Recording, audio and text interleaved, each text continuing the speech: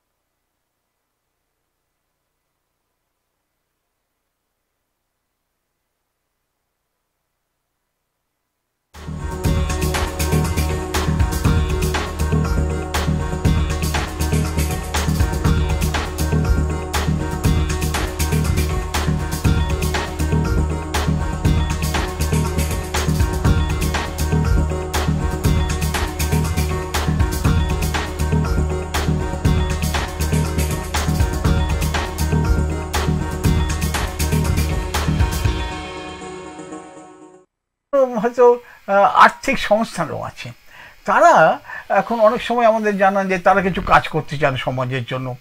তাদের এখন কি ধরনের কাজ তারা করতে চান, সেই কাজ কেউ করছেন কিনা বা যারা করছেন তাদের সঙ্গে যোগ দিতে পারেন কিনা, সেই সব আমরা জানিয়ে দিই এই ধরনের এই যে প্রত্যেক বুধবারের বিকেল 4টের অনুষ্ঠানে, যে আপনাদের যে যার যার সাথে শখ বা মনোগত ইচ্ছা আপনারা যারা কাজ করছেন তাদের সঙ্গে। এছাড়াও শুধু যে সামাজিক সংস্থায় নানা রকম কাজ করছেন তা না, ব্যক্তি মানুষ অনেক রকম কাজ করছেন। কেউ হয়তো গানের ক্ষেত্রে একটা অন্য ধারা প্রবর্তন করছেন। আমরা এখানে নানাজনকে নানাভাবে দেখে নিয়ে, কেউ হয়তো দুর্গাপুরের লাইব্রেরি নিয়ে একটা আলাদা ভাবনা নিয়ে কাজ করছেন। আজকে একটু অন্যরকম কেন বলবো, আমি বলবো যে একটা কারখানার একেবারে একান্ত অনুষঙ্গ যদি বলা হয়, কারখানাতে যন্ত্রপাতি লাগে, কারখানাতে শ্রমশক্তি লাগে, আর কারখানার একেবারে অনুষঙ্গ হচ্ছে ট্রেড ইউনিয়ন, শ্রমিকদের সংগঠন। শ্রমিকদের উপর কোনো রকম অন্যায় অবিচার হলে পরে তার প্রতিবাদের জন্য ট্রেড ইউনিয়ন নানা ধরনের আইন কানুনের মধ্যে দিয়ে তারা কাজকর্ম করেন। আর দুর্গাপুরে এই সময়ে যে সমস্ত আমাদের ট্রেড ইউনিয়ন কর্মীরা রয়েছেন তাদের একেবারে সামনের সারিতে রয়েছেন মানস অধিকারী। আজকে আমাদের অতিথি মানস, অনেক অনেক ধন্যবাদ মানস তুমি আসাতে। তুমি ভীষণ ব্যস্ত আমি জানি সবসময়, তবু তুমি এসছো আমাদের স্টুডিওতে, তোমাকে অনেক অনেক ধন্যবাদ। মানস, দেখতে দেখতে দুর্গাপুরের শিল্পের বয়স তো 70 বছর হয়ে গেল মোটামুটি। সেই শুরু হয়েছিল কবে যদি বলি, 1955 সালে আমাদের যখন ব্যারেজ প্রথম তৈরি হয়, উদ্বোধন হয়েছিল 9ই আগস্ট এই মাসেই।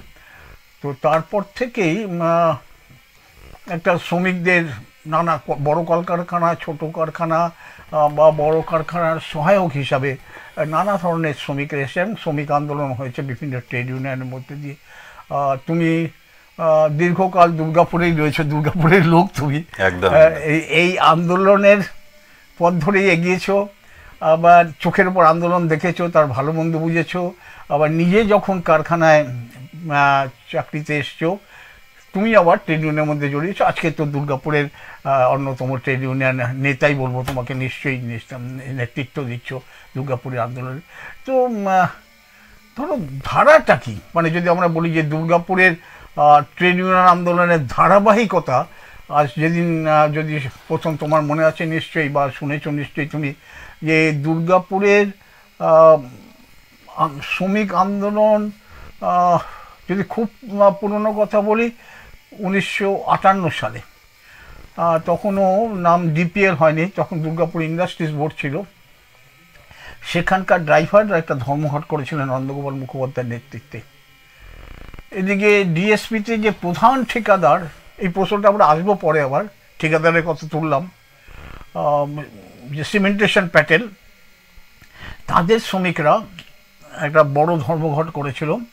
সেটা অবশ্য করেছিল মূলত দেবেন সেন ছিলেন সেখানে, অন্যদিকে বলশেভিক পার্টির ছিলেন অজিত সেন ছিলেন ফরওয়ার্ড ব্লকের। তো এটা একটা শুরু যদি বলো, আমরা এইভাবে শুরু করেছি আন্দোলনের মধ্যে দিয়ে। আজকে এতগুলো বছর পার হয়ে গেছে, এখন আন্দোলনের ধারা তোমরা কি কোনো ধারাবাহিকতা বহন করছো, না তোমরা বলছো যে ওসব যা হয়ে গেছে অন্যরকম ও হবে না, আমরা এখন একেবারে নতুন একটা ধারা তৈরি করছি? প্রথমত বলি, আপনি রঞ্জিত দা নিজেও দীর্ঘদিন ট্রেড ইউনিয়নের সঙ্গে যুক্ত ছিলেন, তো স্বাভাবিকভাবেই দুর্গাপুরের ইন্ডাস্ট্রিজ, দুর্গাপুরের ওয়ার্কার, দুর্গাপুরের ওয়ার্কার্সদের নিয়ে আন্দোলন, এ ব্যাপারে আপনি অনেক বেশি অবহিত। তো কিছুটা ধারা তো চেঞ্জ হয়েছেই। প্রথম যেটা দুর্গাপুর ইন্ডাস্ট্রিজ বা দুর্গাপুর জোনে নাম করতে হয় আমাদের সবারই প্রণম্য ডক্টর বিধানচন্দ্র রায়, তার ভাবনাই দুর্গাপুর, এবং সেই দুর্গাপুরকে বিভিন্ন কলকারখানার মধ্য দিয়ে, কারণ সেই সময়ে যেটা টার্গেট ছিল গভর্নমেন্টের, যে টু প্রোভাইড এমপ্লয়মেন্ট, অর্থাৎ আমাকে এমপ্লয়মেন্ট জেনারেট করতে হবে। স্বাধীনতার পরেই ভীষণভাবে মানুষের হাতে কাজ দেওয়ার প্রয়োজনীয়তা পড়েছিল। তো এই জায়গায় বিধানচন্দ্র রায়ের কথা অনস্বীকার্য। তার হাত ধরে দুর্গাপুর সেই সময়ে অনেকগুলি কারখানা পেয়েছিল। আর যে দুজনের নাম অতি অবশ্যই করতে হয়, যিনারা স্মরণীয় হয়ে রয়েছেন দুর্গাপুরের, শ্রদ্ধেয় আনন্দগোপাল মুখার্জি, শ্রদ্ধেয় লাবণ্য ঘটক, এদের কথাও অস্বীকার করা যায় না। তো আমাদের দেখুন, দুর্গাপুর সম্পর্কে একটা আবেগ, একটা ভালো লাগা, এই সমস্ত কিছু জড়িয়ে রয়েছে। ছাত্র জীবন থেকে আমরা শুরু করেছি রাজনীতির ময়দানে পথ চলা, পরবর্তীকালে আন্দোলন করেছি, এবং সেই আন্দোলনের মধ্য দিয়ে ট্রেড ইউনিয়নে প্রবেশ করেছি। এবং ট্রেড ইউনিয়নে চলতে চলতে দেখুন, একটা জিনিস হঠাৎ করেই তো কেউ শিখে যায় না, দেখতে দেখতে ঘাত প্রতিঘাতের মধ্য দিয়ে প্রবলেমের সম্মুখীন হয়ে সেই প্রবলেমকে সমাধান করার মধ্য দিয়ে এগোনো যায়। তো অনেকটাই পরিবর্তন হয়েছে পথ চলার ক্ষেত্রগুলো। আমরা একটা সময় দেখেছি জঙ্গি আন্দোলন, সেই জঙ্গি আন্দোলন থেকে শ্রমিকরা অনেকটাই বেরিয়ে এসছেন। এখন যেটা আমাদের দিদি চাইছেন, পশ্চিমবাংলার মুখ্যমন্ত্রী মাননীয় মমতা বন্দ্যোপাধ্যায়, যে একটা শিল্পবান্ধব পরিবেশ এবং শ্রমিক সহায়ক পরিবেশ। এক্ষেত্রে অনেক ক্ষেত্রেই আমরা দেখতাম যে শ্রমিক শ্রেণীরা বিভিন্নভাবে বঞ্চিত হচ্ছে। সেই জায়গায় কখনো কখনো যে আমাদের লেবার আইনগুলো রয়েছে, সেই আইনগুলোকে লঙ্ঘন করা হচ্ছে, মানা হচ্ছে না। তো সেই জায়গায় আবার এটাও দেখেছি যে জোর করে ধর্মঘট চাপিয়ে দেওয়ার একটা প্রবণতা। কোনো মানুষ হয়তো প্ল্যান্টে ঢুকতে চাইছেন, তিনি ডিউটি করতে চাইছেন, কিন্তু তার উপর অত্যাচার হতে আমরা দেখেছি, তাকে ফেলে দেওয়া, তাকে ধাক্কা মারা, টিফিন ব্যাগ কেড়ে নেওয়া। আবার এইখান থেকেও সেই মানুষগুলোই আবার অন্য ধারায় এসছেন, যে এখন সরকারও যেমন ধর্মঘট আমরা চাইছি না, কারণ ধর্মঘট আমাদের শ্রমিক আন্দোলনের শেষ হাতিয়ার। প্রচুর আলাপ আলোচনার মধ্য দিয়ে অনেক কিছুই সমাধান করা যায়। তো সেই রাস্তা দিয়েই আমরা হাঁটছি, এবং এখন যেটা আমরা চেষ্টা করছি মূলত, যে শ্রমিকদের যে ন্যায্য অধিকারগুলো রয়েছে, যেমন ধরুন পিএ, পিএসআই, এগুলো যেন ঠিকঠাক টাইমে তারা পান। প্লাস ধরুন যে এই যে কাজ মানুষরা করছে, এগুলো অনেক সময় অনেক কিছু জানা থাকে, অনেক সময় অনেক কিছু জানাও থাকে না, সেগুলো শিখতে হয়। ট্রেড ইউনিয়ন ডেলি একটা শেখার জায়গা। তো যেমন আমরা ডিমান্ড করছি এখন যে প্রত্যেকটি ওয়ার্কারকে, কন্ট্রাক্টর ওয়ার্কার মূলত, অ্যাপয়েন্টমেন্ট লেটার দিতে হবে। তো আমরা দেখছি এখন এই ক্ষেত্রে যে কোনো কারো কাছে অ্যাপয়েন্টমেন্ট লেটার নেই। আমরা বলছি যেটা আইন মোতাবেক 7 দিন মধ্যে পেমেন্ট, বা 10 তারিখের মধ্যে পেমেন্ট, বা পে স্লিপ, এইগুলোকে, এই অধিকারগুলোকে আমরা প্রতিষ্ঠিত করার এই মুহূর্তে চেষ্টা করছি। এগুলো খুব জরুরি অধিকার, কোনো সন্দেহ নেই। মানুষ আমি তুমি উল্লেখ করলে বলেই বলছি, যেহেতু সামান্য হলেও আমার সঙ্গে একটা সময় বিভিন্ন ট্রেড ইউনিয়নের যোগাযোগ ছিল, বা শ্রমিক আন্দোলনের মধ্যে অল্প স্বল্প জড়িয়ে পড়েছিলাম কারখানা কর্মী হিসাবে, আমার নিজে মনে হচ্ছে যে অন্য দিক থেকে যদি দেখি, 2-3টে ধারা মানে এখনও চলছে একইভাবে। এক হচ্ছে, বহু আগে থেকে একটা ব্যাপার ছিল যেটা, যে ঠিকাদার শ্রমিক নিয়ে একটা আকসাকচি ছিল, এবং একটা প্রশ্ন আমার নিজের পরিষ্কার মনে আসছে, আজ থেকে তাও 50 বছর হয়ে গেল, 1975। তখন এই প্রশ্নটা জরুরি হয়ে গেছিল যে ট্রেড ইউনিয়নের কাজ কি এমপ্লয়মেন্ট এক্সচেঞ্জের কাজ? আজকেও এত বছর পরেও দেখছি তোমাদের ইউনিয়নে একটা সময় বলেছে যে ঠিকাদার শ্রমিক কে হবে না হবে এই চাকরি দেওয়ার কাজটা ট্রেড ইউনিয়নের না, অর্থাৎ একটা ধারা কিন্তু বহন করছো। মাঝখানে কিছু অদল বদল হলো, নানা গল্প শোনা গেছে, কিছু সত্যি দুর্নীতি সবটা জানা নেই বলে, প্রমাণ এক্ষুনি হাতে নেই বলে হয়তো বলতে পারবো না, কিন্তু এটা একটা ব্যাপার হচ্ছে যে ট্রেড ইউনিয়ন যারা কারখানায় ঢুকেছেন যেভাবে হোক, ঠিকাদার স্থায়ী অস্থায়ী, তাদের নিয়ে আন্দোলন করবেন না তাদের চাকরি যেমন অস্থায়ীদের স্থায়ী করার আন্দোলনটা ট্রেড ইউনিয়ন করতে পারে? না, এটা যেমন আপনি বলছেন, তো এই ক্ষেত্রে আমাদের রাজ্য সভাপতি মাননীয় সাংসদ ঋতব্রত বন্দ্যোপাধ্যায় খুব পরিষ্কার ভাষায় ঘোষণা করেছেন যে আমরা রিক্রুটমেন্টের ব্যাপারে কোনোভাবে অংশগ্রহণ করব না। এই জন্য একটা এটা দিদির নির্দেশে একটা কোর কমিটি দুর্গাপুরে ফাংশন করছে। এখন দিদি তৈরি করে দিয়েছেন, ঋতব্রত বন্দ্যোপাধ্যায় আমাদের কনভেনার রয়েছেন সেই কমিটির। তো এই রিক্রুটমেন্টের বিষয়ে আমরা কোনোভাবেই অংশগ্রহণ করব না, বরং কোনো ওয়ার্কার কিভাবে বঞ্চিত হচ্ছে বা মালিক পক্ষ বা কন্ট্রাক্টর তারা কিভাবে তাদেরকে নির্যাতন করছেন তারা আমাদের সঙ্গে যোগাযোগ করছেন এবং আমরা সরাসরি এর মধ্যে প্রবেশ করে সেই সমস্যাগুলোকে মেটানোর চেষ্টা করছি। একটা অন্য প্রশ্ন, যেটা আমরা গত এক সপ্তাহ ধরে আমরা আমাদের দর্শকদের কাছ থেকে আমরা ঘোষণা করে দিয়েছিলাম আগে যে তুমি আসছো, তারা নানা রকম প্রশ্ন আমাদের পাঠিয়েছেন, তার থেকে একটা প্রশ্ন তোমাকে করি। যে যেহেতু ওই ট্রেড ইউনিয়ন ধারার কথা বলছিলাম, যে দেখো দুর্গাপুরে বিভিন্ন trade union, registered trade union তুমি জানো যারা আছেন, সেই রেজিস্টার্ড ট্রেড ইউনিয়নগুলির কোনো না কোনো আবার ফেডারেশনের অন্তর্গত। আইএনটিউসি, এআইটিউসি, পরে সিটু হয়েছে, হিন্দ মজদুর সভা বা ভারতীয় মজদুর সংঘ ইত্যাদি নানা ফেডারেশনের মধ্যে তারা রয়েছে। তৃণমূল কংগ্রেস প্রভাবিত একটু ফেডারেশন আছে, যেটা সভাপতি বোধহয় সাংসদ দোলা সেন বোধহয় এরকম বাড়িতে। এখন যেটা তুমি একটু আগে উল্লেখ করলে যে আমাদের সেটা রাজ্য কমিটির প্রধান ঋতব্রতবাবু। এখন এই যে দুর্গাপুরে তোমাদের যে কোর কমিটিটা তৈরি হয়েছে, এটা কি ফেডারেশনের মতো কাজ করছে না এরা সরাসরি ট্রেড ইউনিয়ন করছে? দুটো একদমই আলাদা বিষয়। ধরো এখন তোমাদের অনুমোদিত আইএনটিটিইউসি অনুমোদিত ইউনিয়ন বিভিন্ন কারখানায় আছে, আমি জানি না কোথায় কোথায় আছে, কিন্তু ধরো ডিএসপিতে, এএসপিতে বা অন্যান্য বেসরকারি কারখানা সেখানে আছে। সেই ইউনিয়নগুলো তো কাজ করছে। তাহলে যদি কর্তৃপক্ষের সঙ্গে, কিংবা ধরো তোমাদের ঠিকাদার ইউনিয়ন হয়তো আছে তোমাদের অনুমোদিত, কর্তৃপক্ষের সঙ্গে আলোচনা সেই ইউনিয়নগুলি করবে না তোমাদের এই কোর কমিটি করবে? না, এটা খুব পরিষ্কারভাবে ঘোষণা করা যায় যে সমস্ত ইউনিটের কাছেও এই ইনফরমেশন অলরেডি পৌঁছে গেছে যে after declaration of the core committee ঘোষণা হওয়ার পরে সমস্ত ইউনিট কমিটিগুলো ডিসলভ হয়ে গেছে। হ্যাঁ, কিন্তু আমরা সরাসরি নিজেরা কোর কমিটি সমস্ত জায়গায় আমরা নিজেরাই যাচ্ছি। সেখানকার ইউনিটের যারা এক্সিস্ট করছিল সেই সময় অফিসিয়াল, তারা আমাদেরকে কোনো সমস্যা হলে ফোন করছেন।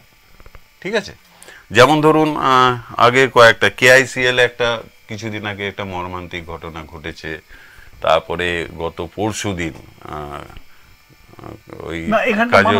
তোমার এইগুলো আসবো, আমরা কাগজেও দেখছি তোমাদের ইদানিং তুমি একটা সেটেলমেন্ট করলে তার ওরা কত 30,000 টাকা, আমরা এইগুলো আসবো, খুব জরুরি বিষয় মানুষ যেটা বলেছে। কিন্তু আমরা আরেকটু পরিষ্কার হলে এই দর্শকদের জন্য তারা যে প্রশ্নগুলো করেছেন, যে তাহলে এই মুহূর্তে দুর্গাপুরে কোনো কারখানায়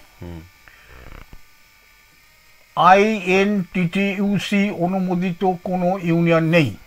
না, সেইভাবে দেখলে হবে না।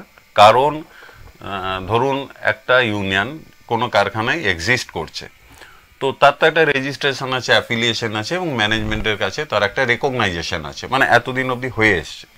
এখন সেই ম্যানেজমেন্ট, সেই ইউনিয়নগুলো, সেই মানুষগুলো বিলংস করছেন। এখন ধরুন কলকারখানা ডে টু ডে সমস্যা, কোথাও অ্যাক্সিডেন্ট হতে পারে, কোথাও সেফটির সমস্যা হতে পারে, কোথাও প্রমোশনাল সমস্যা হতে পারে, কোথাও ওভারলোড দিয়ে দেওয়া হচ্ছে, কোথাও হয়তো 12 ঘন্টা এক্সেস কাজ করানো হচ্ছে উইদাউট বেনিফিট। তো এই বিভিন্ন ধরনের সমস্যা আসতেই পারে। তো সেগুলো কি থেমে থাকবে? সে তো থেমে থাকবে না।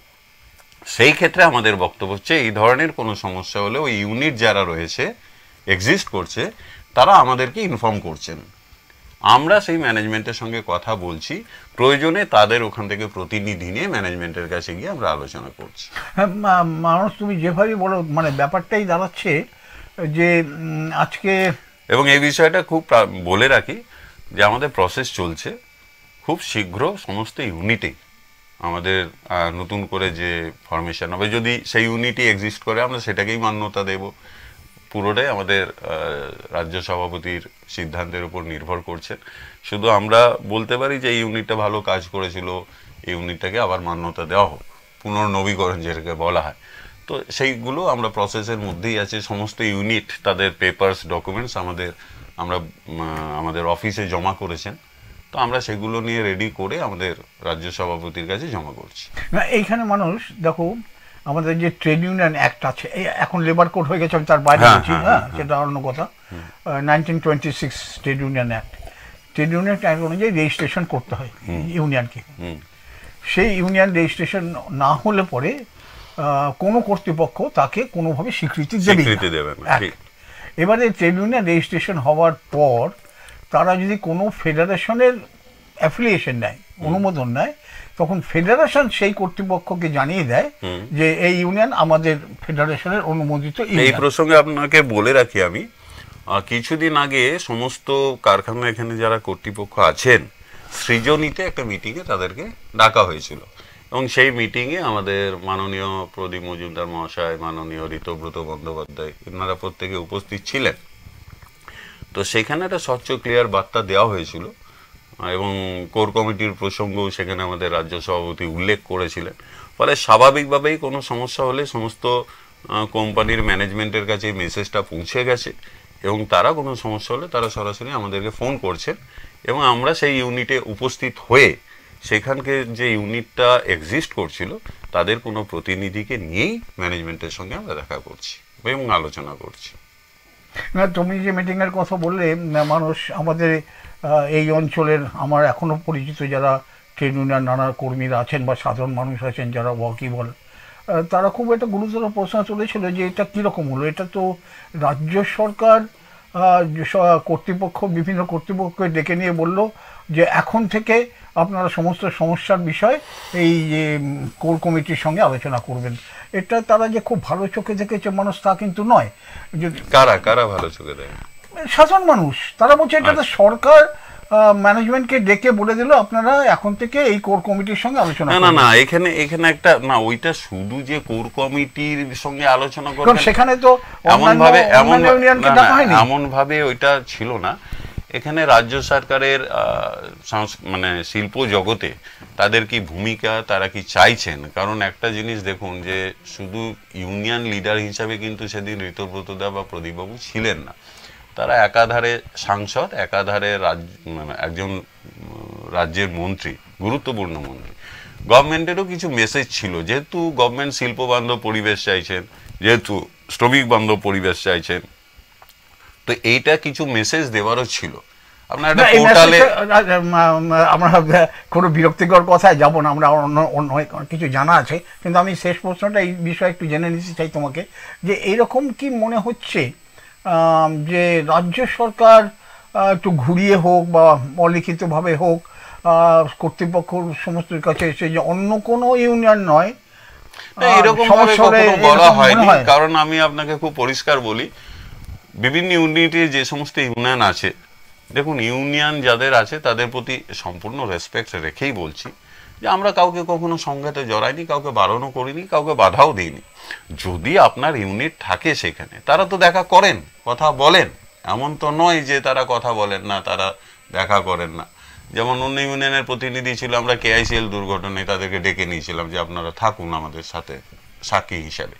তো এমন নয় যে যদি ইউনিটে তাদের মেম্বার থাকেন, তারা যদি সংগঠিতভাবে থাকেন, তাদের যদি শক্তি থাকেন, ম্যানেজমেন্ট নিশ্চয়ই তাদেরকে এন্টারটেইন করবেন। এখানে তো আমরা বাধা দিতে পারি না, আমরা তো বলতে পারি না যে এই স্বীকৃতি ইউনিয়নের সঙ্গে আপনি কথা বলবেন। সেগুলো তো ধরো নানাভাবে, ধরো যদি তুমি দুর্গাপুর ইস্পাত কারখানা কথা, দুর্গাপুর ইস্পাত কারখানার নেগোসিয়েশন বলতে আমরা যা বুঝি, বিভিন্ন দাবি দেওয়া হোক, সেটা বেতন বৃদ্ধি হোক বা যে কোনো ধরনের নেগোসিয়েশন, সেটা তো একটা ব্যাপার রয়েছে যে যারা রেকগনাইজ বিভিন্ন ফেডারেশন তাদের প্রতিনিধি নিয়ে তারা স্তরীয় একটা কমিটি আছে, shop level committee, plant level committee, আর ওপরে এনজেসি যে আমরা যেটাকে বলি এরকম আছে। সেখানে যেহেতু এখনো আইএনটিটিইউসি ফেডারেশন হিসাবে এখনো স্টিল ইন্ডাস্ট্রিতে তাদের যে কোনো কারণ হতে পারে, শক্তির দিক থেকে হতে পারে, বর্ণ কারণে এখন এই নেগোসিয়েশনে তারা থাকছেন না। আমাদের প্রতিনিধি থাকে, এমন নয় যে থাকে না, আমাদের প্রতিনিধি তো যাই প্রতি মিটিংয়ে, এনজিএসএস মিটিং অ্যাটেন্ড করছে, আমাদের যারা এনজিএসএস থেকে রয়েছে, আমাদের ডিএসপি নমিনেট করেছেন। আচ্ছা আচ্ছা, একটা অন্য কিছু আলোচনা, কারণ আমরা মূলত শুরু করেছিলাম মানুষ তোমার সঙ্গে যে ট্রেড ইউনিয়ন ধারাগুলো চলছে, মানে ট্রেড ইউনিয়ন তুমি অনেক পাল্টেছে মানে ধরো একটা বর্তমান সরকার যেটা আমাদের রাজ্যের সরকার আছে, তারা একটা পরিষ্কার হচ্ছে, তারা সাধারণভাবে বলছেন যে ধর্মঘট কোনো সমস্যার সমাধানে আলোচনা করে করতে হবে। অর্থাৎ তাদের কেউ কেউ হয়তো ধর্মঘট বিরোধী বলে চিহ্নিত করেছে, কিন্তু বলেছে যে ধর্মঘট কেন, আলোচনা করে। এই ব্যাপারে খুব পরিষ্কারভাবে বলি যে একটা সময় আপনি তো নিশ্চিতভাবে জানেন যে বামফ্রন্ট সরকার ক্ষমতায় ছিল, ম্যাক্সিমাম বন্ধ ওই সময় হয়েছে, আমরাও তখন সদ্য চাকরিপ্রাপ্ত আইনটিউসি করছি, কিন্তু আমরা দেখিনি, কারণ আমরা তো রাত্রেবেলায় প্ল্যান্টে ঢুকে যেতাম কাজ করতে, সকালবেলায় গেলে বাধাপ্রাপ্ত হবো আমরা জানতাম, রাতেও বাধাপ্রাপ্ত হতাম, কিন্তু তা সত্ত্বেও সেই সময় প্রোডাকশনের যে ট্রেন্ড ছিল সেই ট্রেন্ড কিন্তু বিঘ্নিত হয়নি। অর্থাৎ প্রোডাকশন হয়তো 2% 3% বেড়ে যেত, কিন্তু ধরুন 10% আছে, সেটা 9 বা 8 হয়নি। তাহলে এইটা সেই দিনই প্রমাণ হচ্ছিল যে ধর্মঘট কিন্তু সমস্যার সমাধান করছে না, তাহলে আমাদের অল্টারনেটিভ কোনো রাস্তা খুঁজতে হবে। তো সেই অল্টারনেটিভ রাস্তায় এখন কিন্তু দেখুন ডিএসপি বলুন, এরা আমরা অত্যন্ত একটা ভালো জায়গায় এসে পৌঁছাচ্ছি। হালে মডার্নাইজেশনের জন্য আমাদের গভর্নমেন্ট থেকেও প্রেশার করা হচ্ছে যে মডার্নাইজেশনের জন্য একটা ব্যাপক হারে অর্থ করেছে, পার্সেন্টেজটা খুব বেশি নয়, আরো বেশি আমরা আশাবাদী যে আরো বেশিভাবে এটাকে ইনভেস্ট করে আরো ডেভেলপ করা উচিত। কারণ দেখুন মূলত অনেক কারখানা থাকলেও দুর্গাপুরের অর্থনৈতিক প্রাণকেন্দ্র কিন্তু দুর্গাপুর স্টিল প্ল্যান্ট বা অ্যালয় স্টিল প্ল্যান্ট, এই দুটোর উপর অনেকটাই বেস করে থাকে। সেইভাবে এটাকে যদি আমরা স্ট্রেনথেন করতে পারি, কারণ দুর্গাপুরকে কেন্দ্র করেই, দুর্গাপুর ইস্পাতকে কেন্দ্র করেই দুর্গাপুরের পরিচয়। তো এবারে এই আমি যেটা প্রথমে শুরু করেছিলাম যে প্রাথমিক ছিল এমপ্লয়মেন্ট প্রোভাইড করতে হবে, এমপ্লয়মেন্ট জেনারেট করতে হবে। তো 37,000 লোক ছিল সেই সময়, আপনারা তো নিশ্চিতভাবে জানেন। সেই 37,000 লোক আজকে কমতে কমতে 17 হলো, আজকে 6,500-7,000 মতো পার্মানেন্ট এমপ্লয়ি আছে, কন্ট্রাকচুয়াল ওয়ার্কার অনেক বেশি আছে। তো স্বাভাবিকভাবেই আমরা দেখতে পাচ্ছি যে কেন্দ্র সরকারের একটা টার্গেট হচ্ছে যে পার্মানেন্ট এমপ্লয়মেন্ট জেনারেশন আর করা যাবে না, অর্থাৎ পার্মানেন্টের দিকে না ঢুকে এরা প্রাইভেটাইজেশনের দিকে ঢুকতে চাইছেন। এইখানটাতে আমাদের তীব্র আপত্তি রয়েছে, কারণ প্রাইভেট আমাদের যে গভর্নমেন্ট সেক্টরগুলো রয়েছে তার যে একটা দায়িত্ব বা দায়বদ্ধতা থাকে, আর আপনি তো জানেনই নিশ্চিতভাবে যে লেবার কোড যেভাবে ফরমেশন হয়েছে, যদিও বা আমাদের মাননীয় মুখ্যমন্ত্রী পরিষ্কারভাবে বলেছেন যে আমরা এখানে এটাকে রুলিং করতে দেব না, ফলে আইন এখানে আমরা করতে দেব না। তো ওই লেবার কোডের যা যা ফ্যাক্টর রয়েছে তা তো পুঁজিপতি অর্থাৎ ব্যক্তি মালিকানায় যে কারখানার মালিকরা থাকবেন তাদের হাতকে শক্তিশালী করছে। আজকে যদি ক্রমাগত কন্ট্রাকচুয়াল ওয়ার্কার বেড়ে যায়, পার্মানেন্ট, আমরা বলছি তাদেরকে ভাই পার্মানেন্ট করো, কিন্তু পার্মানেন্ট ওয়ার্কারের জায়গায় যদি কন্ট্রাকচুয়াল ওয়ার্কার বেড়ে যায় তখন কি হবে, ট্রেন্ডটাই থাকবে যে একে প্রাইভেটাইজেশনে আমি ঢুকাই বা কোনো মালিকানার হাতে আমি এটাকে বিক্রি। আমি জানি যে অ্যালয় স্টিলকে অলরেডি একটা চক্রান্ত হয়েছিল, তাকে বিক্রি করার চক্রান্ত হয়েছিল। 90 দিন ধরে তৃণমূল কংগ্রেসের থেকে গেটে সেখানে প্রতিবাদ কর্মসূচি গ্রহণ করা হয়েছিল। তো এই জায়গাগুলোকে আমরা বাধা দিতে চাইছি, কারণ একবার তো খুব চমৎকারই বলবো শ্রমিকদের পক্ষেই যাবে না। আমি একটা অন্য দিক থেকে প্রশ্ন করতে চাইছি, জানতে চাইছি, আসলে প্রশ্নও নয়। মানুষ ধরো একটা সময় তুমি যেটা বলছিলে, একটা সময় তো বিদিগিচ্ছিরি, সেই ঘেরাও চলছে আর কাজ বন্ধ চলছে, এই চলছে, এবং সেটা পশ্চিমবঙ্গে সেটাকে ভারতবর্ষের ট্রেড ইউনিয়ন আন্দোলনের মডেল। আমি এই প্রসঙ্গ ধরেই দেখি, এটাকে ধরে দেখি যে এই ঘেরাও আন্দোলনের ফলে বিভিন্ন কলকারখানা একটা সময়, বিশেষ করে বামফ্রন্ট সরকারের আমলে অনেকগুলোই কলকারখানা সব বন্ধ হয়ে গেছিল। এবার প্রাইভেট বন্ধ হয়ে যায়নি, মানুষ আমাকে বলছি যে এখানে অনেক কারখানা করবে বলে জমি কিনে নিয়েছিল, কিন্তু তারা সেখান থেকে সরে সেটা গেছে। তো ভয়, সেটা ভয়, শিল্প বান্ধব অবস্থাটা একেবারেই ছিল না। না সেটা তো সেই ধরুন আমি মালিক, আমি একটা জায়গায় ইনভেস্ট করব এবং সেই ইনভেস্টমেন্ট করার পরে দেখলাম সেখানে ঘেরাও আন্দোলন কর্মসূচি শুরু হয়ে গেল, তো সেইভাবে একটা ইন্ডাস্ট্রিয়াল ক্ষেত্রে একটা ভীতিপ্রদ একটা পরিবেশ তৈরি ছিল, তারা আসছিল না। দিদি অনেকগুলো সামিট করেছেন, বিজনেস সামিট করেছেন, সেখান থেকেও পশ্চিমবঙ্গ কিছু ফ্রুটফুল রেজাল্ট পাচ্ছে। না মানুষ, তুমি যেটা একটা কথা বলছো খুব জরুরি কথা, যে আমাদের ভারত স্বাধীনতার পরে ভারত সরকারের যে নীতিগুলো তার মধ্যে অনেক বাস্তবতা ছিল। প্রথম দিকে একটা কারখানা হবে, কারখানার উৎপাদন বিশেষ করে ইস্পাত আমাদের দেশের উন্নয়নের, বাকি উন্নয়নের কাজে লাগবে, সেই সঙ্গে অনেক চাকরি কাজ করা বেশি মানুষ হবে। এরপরে ঠিক হয় যে তাতে লাভ হোক লোকসানও বড় কথা না, কিছু লোক পাবে। এই রেজাল্টগুলো দাদা আমরা দেখতে পাচ্ছি। এরপরে যেটা নীতিটা বাদলো, যেটা আমরা সব কারখানায় বলেছিলাম যে নো প্রফিট নো লসে চালাতে হবে, এই নীতিটা হয়েছে। এখন যেটা হচ্ছে আর্ন ইওর ওন প্রফিট করেছে। সুতরাং নীতিগতভাবে বাস্তবতার সঙ্গে আমরা এগোচ্ছি, বাস্তবতার সঙ্গে। গাছে প্রথম দিকে যে বেড়াটা দিতে হয়, পরের দিকে বেড়াটা ভেঙে দিল আর নিজে করে দেবে, এগুলো আছে। দ্বিতীয়ত একটা বুঝতে হবে আমাদের যে প্রযুক্তিগত কিছু হবার ফলে, সুতরাং সেই নতুন প্রযুক্তি আবার নতুন কিছু কাজ সৃষ্টি। আর একটা জিনিস বলি রঞ্জিত দা আপনাকে, যেটা আমরা দেখতে পাচ্ছি এখন, যে বাস্তবটাকে অস্বীকার করার উপায় নেই।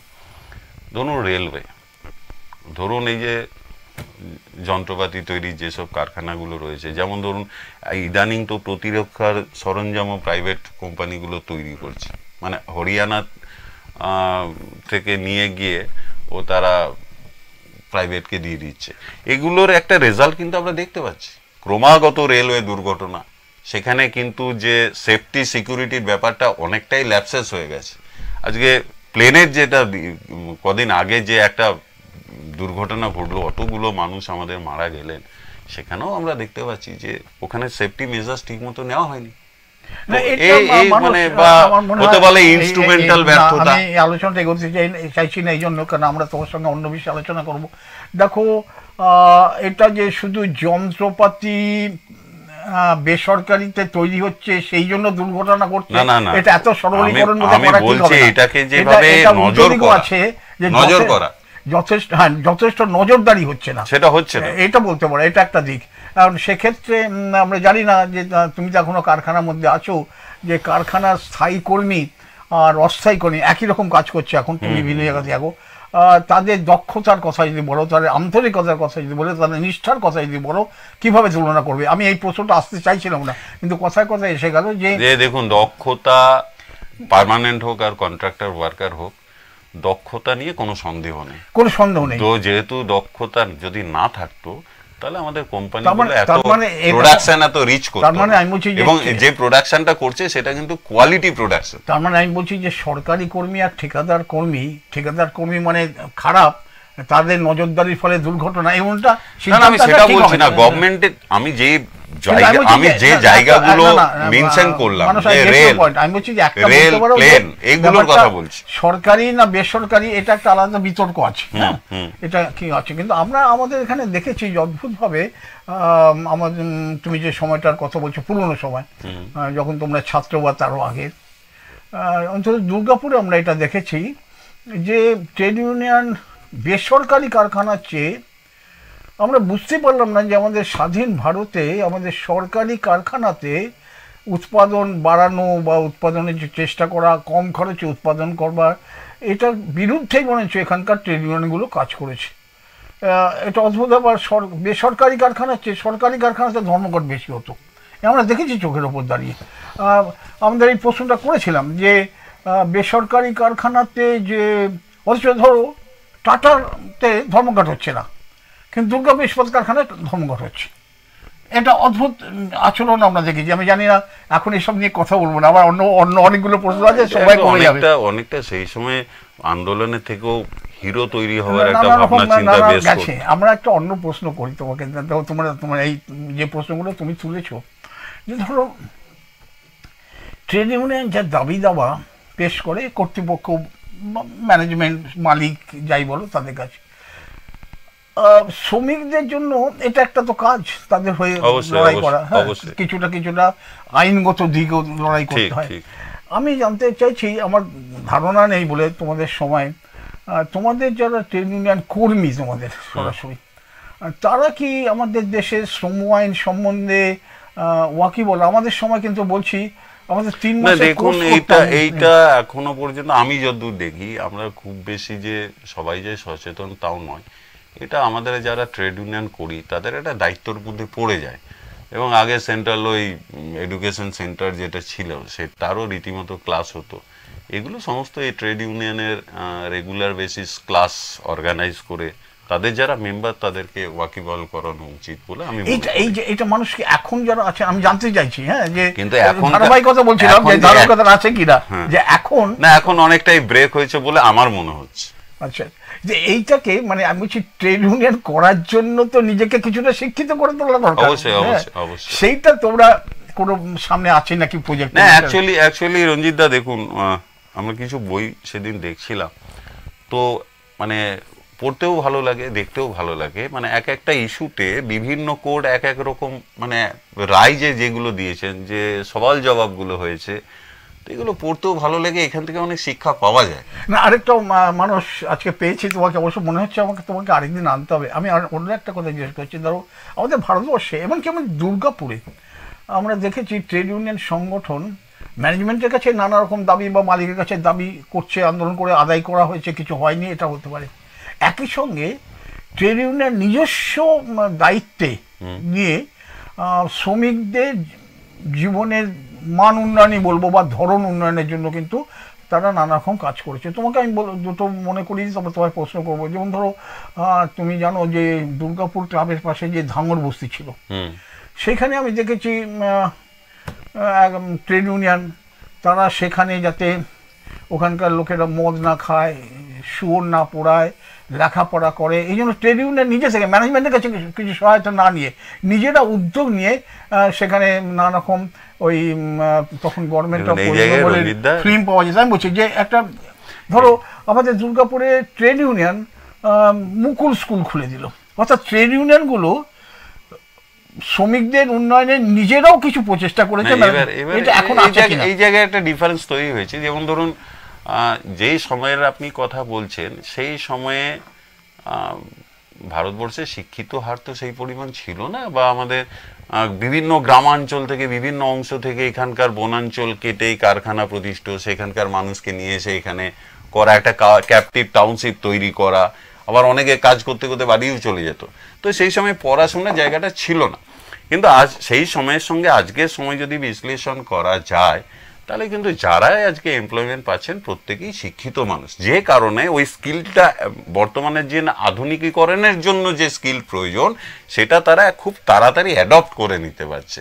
ফলে তাদের কাছে এই সেন্সটা আছে। যেমন আমরা টাউনশিপকেও যদি বিশ্লেষণ করি, বা দুর্গাপুরে দেখবেন এখানে প্রচুর কলেজের ট্রেনিং সেন্টারগুলো তৈরি হয়েছে, আকাশ বলুন বা ওই ফিজিক্স বলা বলুন। কেন না, দুর্গাপুর কিন্তু শিক্ষাক্ষেত্র একটা বিশেষ জায়গা, শিক্ষাক্ষেত্রে না মানুষ।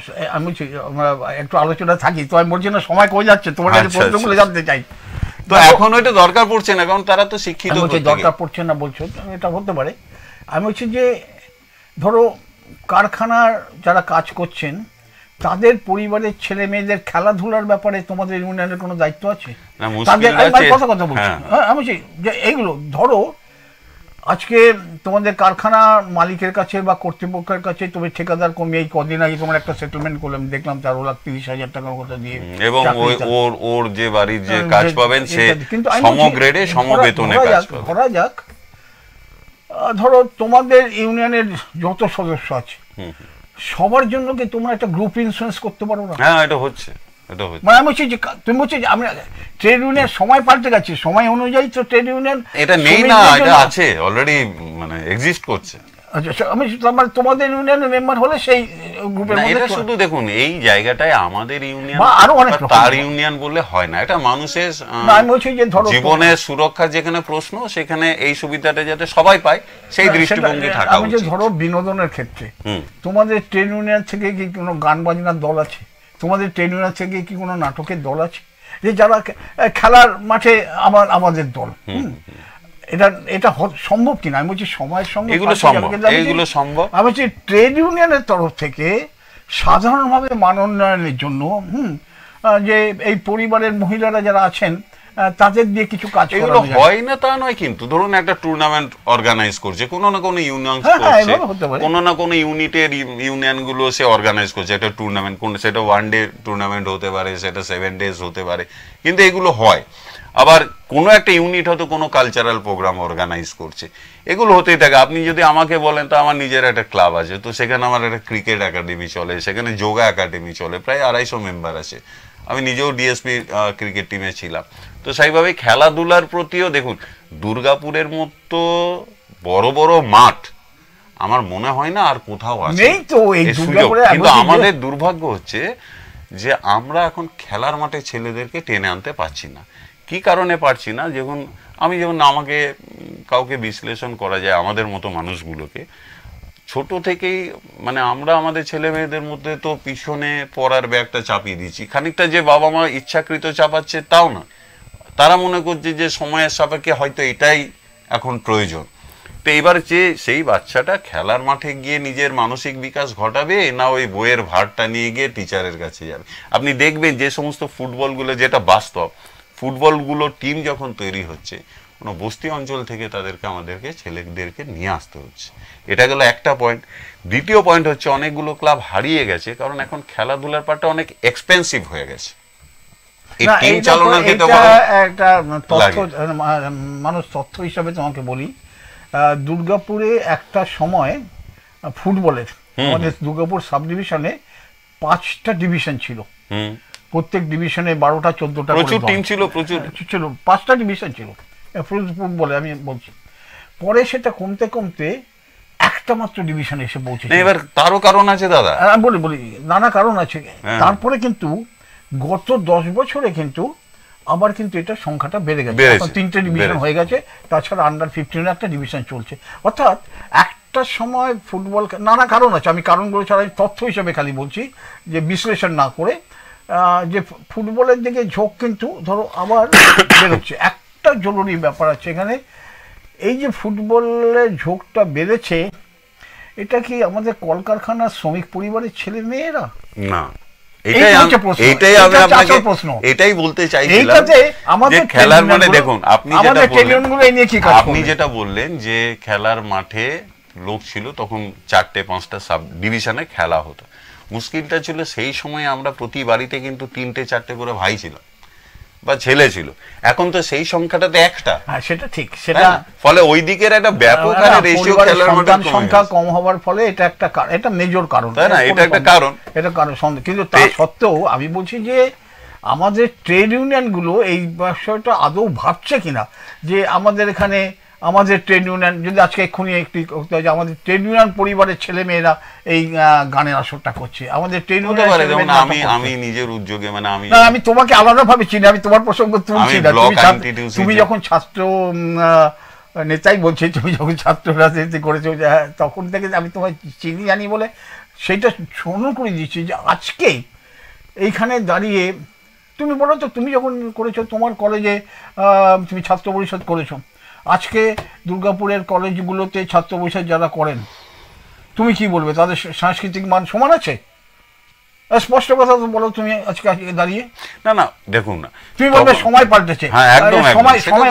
সময় অনুযায়ী ব্যাপারগুলো পাল্টাবে। আজকে আমাদেরকে পাল্টাতে হবে, ঠিক আছে, আমাদেরকে পাল্টাতে হবে, তাদের লেভেলে আসতে হবে। না, সময় অনুযায়ী পাল্টাতে হয়, তখন নয় রবীন্দ্রসঙ্গীত গাইতে এখন একটা বাংলা ব্যান্ডই হতো না। আমি সেটা বলছি না, আমি বলছি দেখুন, আমাদের ট্রেড ইউনিয়ন হচ্ছে, আমাদের কাজ ট্রেড ইউনিয়ন আমাদের কি করছে, একটা গ্যাপ থেকে যায়, তো বয়সের একটা গ্যাপ থেকে যায়। কিন্তু মুশকিলটা হচ্ছে আমরা যেটা মানতে পারি না, যে আমাদের ছেলেমেয়েরা বড় হলো, তারা একটা সমাজের সঙ্গে যাবে, আমাকে যে ওর সঙ্গে ম্যাচিং করাতে হবে সেইটা আমরা না ভেবে আমরা ভাবি যে ওকে আমার সঙ্গে ম্যাচিং করাতে হবে, ফলে একটা দ্বন্দ্ব তৈরি হয়ে যায়। যেখানে ম্যাচিংটা ঠিকঠাক হয়ে যায় সেখানে কিন্তু কোনো দ্বন্দ্ব থাকে না।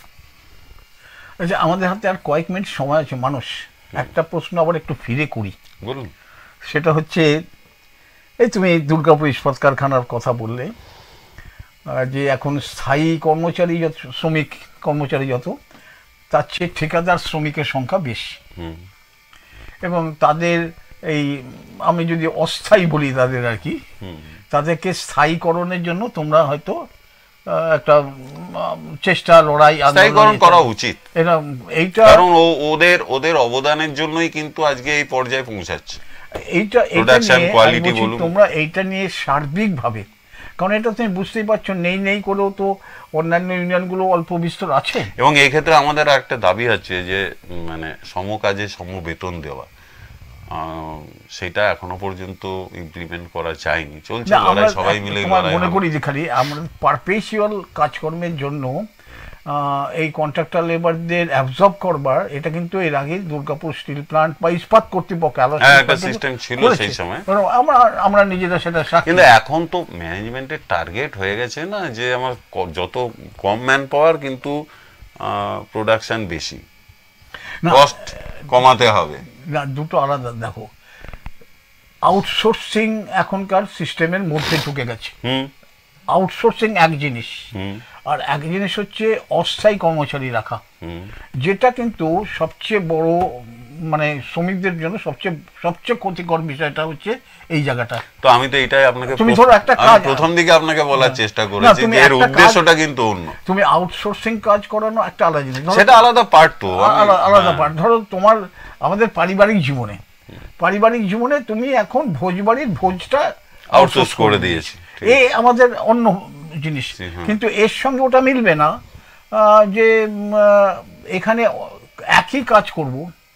এবং মারাত্মক হচ্ছে, তোমরা ট্রেড ইউনিয়নের মধ্যে আছো, আমার চেয়ে ভালো বলবে, শুনতে খুব খারাপ লাগবে, যে স্থায়ী কর্মীরা কি এই অস্থায়ী বা ঠিকাদার কর্মীদের নিজেদের মতো একরকমই ভাবে শ্রমিক ঐক্যর কথা।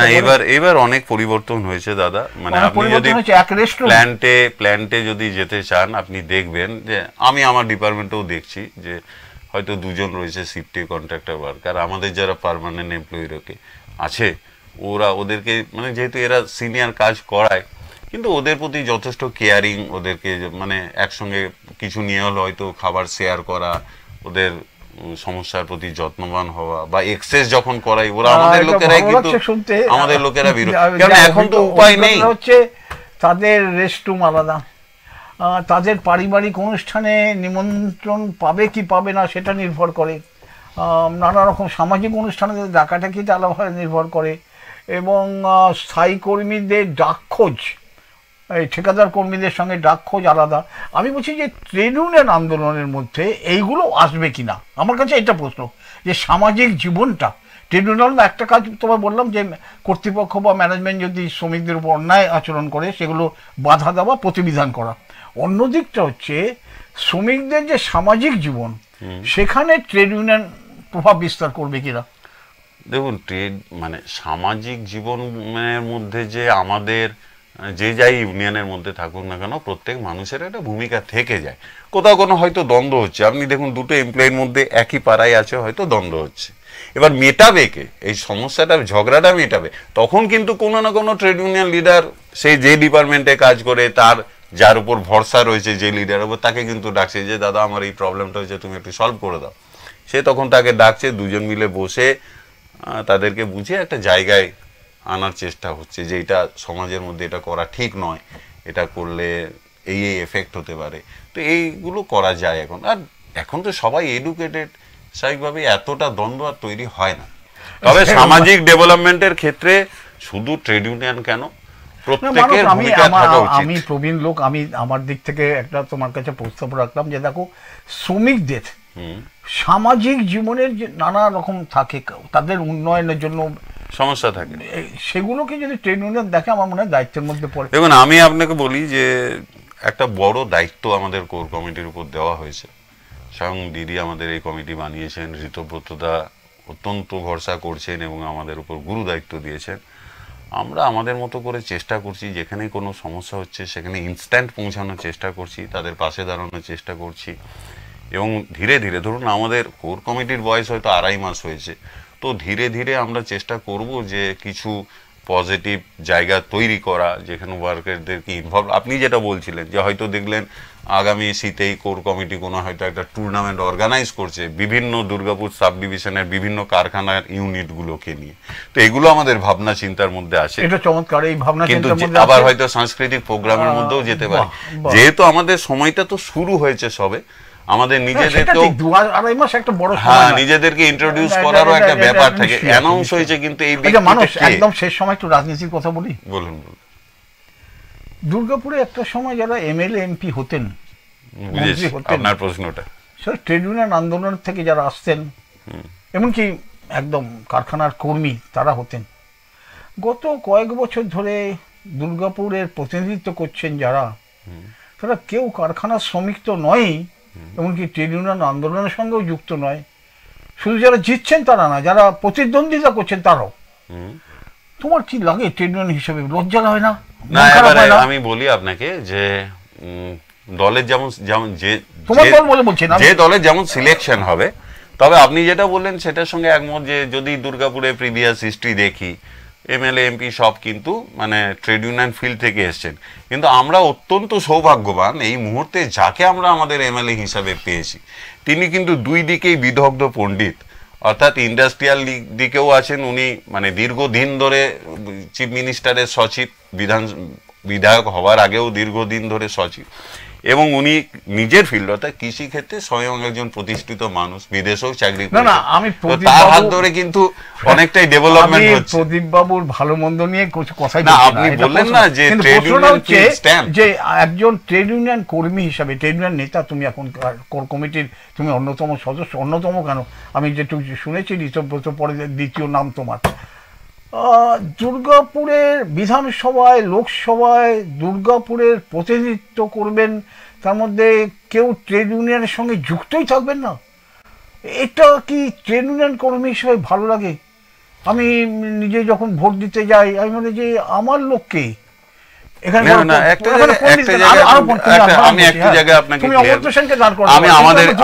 আমাদের এই জায়গাটা আপনাকে ক্লিয়ার করি। যেমন ধরুন সিটু, এরা কিন্তু সরাসরি দল বা এআইটিউসি সরাসরি দল দ্বারা নিয়ন্ত্রিত নয়। আমরা যেমন তৃণমূল কংগ্রেসের সরাসরি নিয়ন্ত্রণ, মানে আইএনটিটিউসি সরাসরি তৃণমূলের শাখা সংগঠন, কিন্তু এই জায়গায় আমাদের উদ্দেশ্য, রঞ্জিত দা, সিপিএম নিয়ন্ত্রিত, আইএনটিটিউসি কংগ্রেস, আমাদের উদ্দেশ্য এটা, আপনার বক্তব্য রেস ধরেই বলি যে দুর্গাপুর একটা ট্রেড ইউনিয়ন বেল্ট, এখানে যত বেশি ট্রেড ইউনিয়ন শক্তিশালী হবে তত দল শক্তিশালী হবে।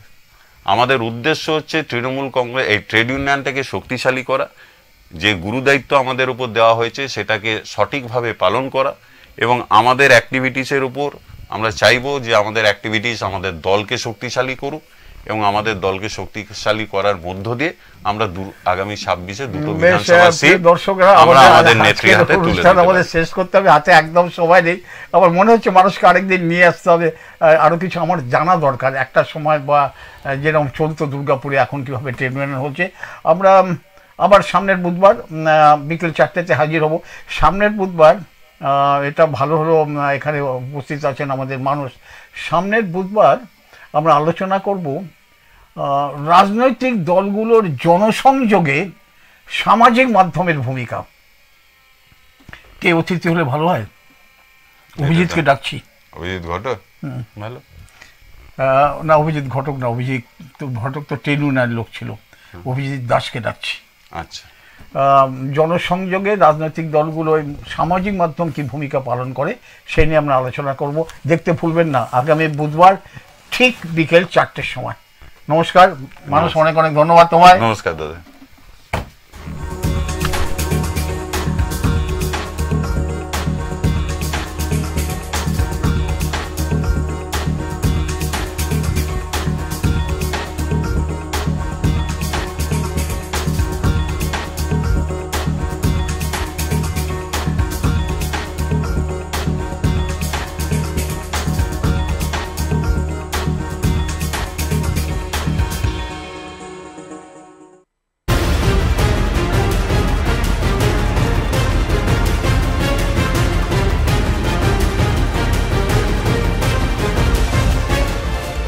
এই হলো ডেডলাইন কমিউনিকেশনস প্রাইভেট লিমিটেড।